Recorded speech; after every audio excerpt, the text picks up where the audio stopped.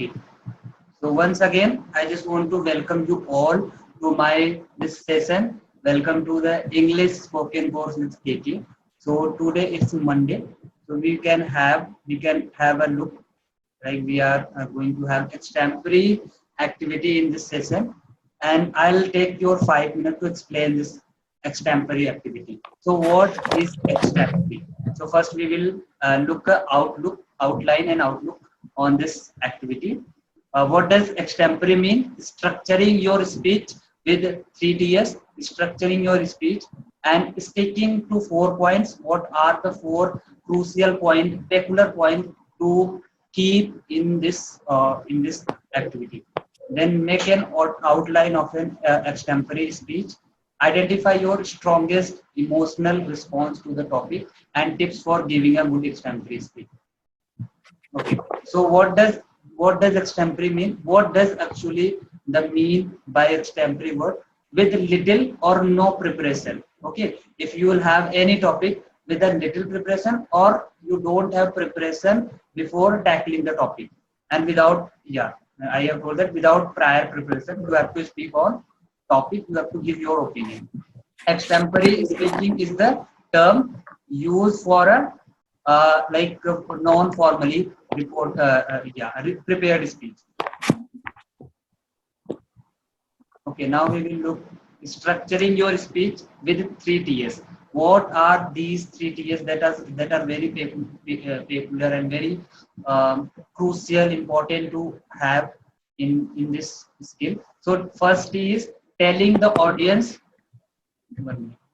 Yes, telling the audience what you are going to tell them. Secondly, telling them what you want to tell them, and third, telling them what you told them. Okay, so you will summarize all the thing so that your extempore could be very fantastic. And an outline of an extempore talk, speaking 4 points. First thing, first of all, you have to just take time. Okay, if I'll give a topic, firstly you will think for 30 seconds, and then you will give an introduction, a brief introduction about the topic, and then you will tell the issue, and then you will conclude the topic. Yes. So our next is tips for giving a good extempore speech. First of all, prepare ahead of time by reading a lot about current events. All the extempore topic, generally people give topic related to current affair. Okay, align with current affair. Stick to the topic. Mind mapping. Your mind should be on your topic, and have an opening paragraph. Try to have something pithy as your first line to get attention of audience. Like make impact on audience by saying first second line. They will get to know that, yeah, you have very strong command on this activity. Okay, conclude by summarizing the topic. Okay, so I have told you that how can we proceed by having this, and now I want to give a yes, I want to give and talk about the this grammar section. So it's new, it's advanced grammar. We never use, but from today we will be using this. How can we use having said that? Like this is the usage of this to introduce sentence that contradicts or contrast with the previous sentence. Like I have given 2 to 3, I think more than 8 examples, so you can understand that previous sentence will be contrasting first one. So you can have a look and read this one. Mathematics is a difficult subject. Having said that, I have to learn it. What does it mean? It means mathematics is very hard to learn, but I'll learn it. Second sentence, market is too risky. Having said that, I'll invest in the market. Means to invest in the market is risky, but I'll take a risk and invest in the market. So you can have and you can understand that first sentence is contrasting second, and second sentence is contrast by first one. Like you can understand by having this example. New York is an expensive city. Having said that, I want to live here. What does it mean? New York is an expensive city still, but I want to live here. So having said that means constructing or contrast previous sentence.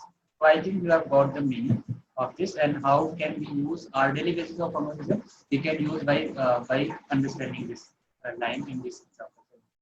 So before going to the topic, I just want to share few words so that you can learn. So I request everyone to pick one word meaning to enrich your vocabulary. And we are six here, so you all, like you six can pick one word meaning. So six word meaning would be covered in 5 minutes. So after then we will have extemporary topic. You can see the topic. These are the topics. I'll give one by one topic to everyone. Okay. So firstly, keep uh, keep these word meaning to enrich your vocab.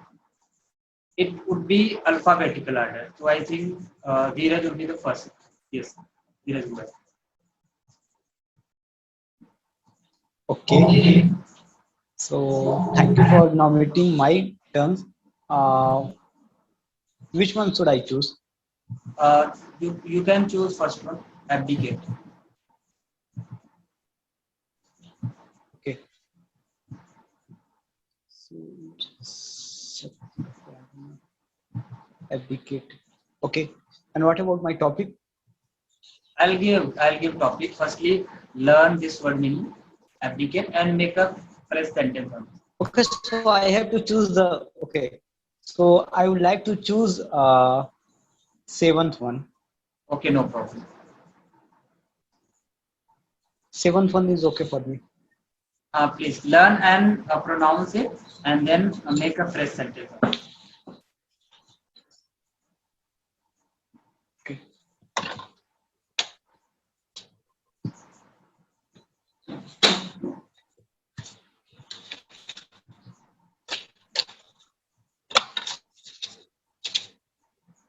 Because where are we?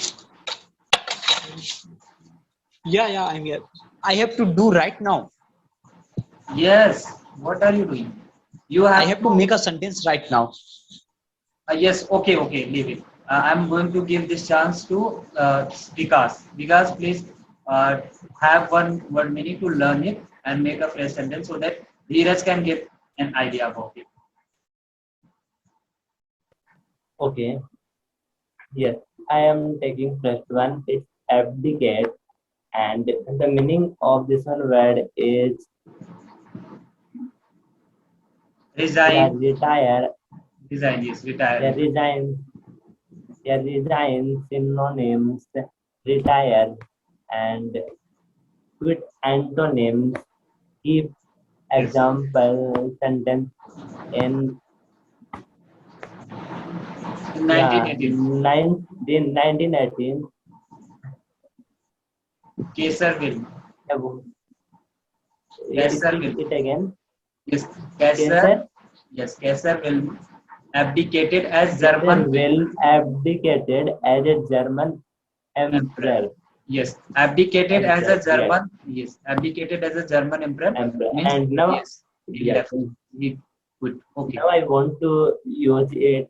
You can say in a sentence, and I'll make a sentence. Abdicate. Okay. Yeah. Modi abdicate their, I can say, their responsibilities, and not responsibility is not a good word. I think if you are having any kind of, you can say, yeah, you can say, yeah, I can say PM abdicate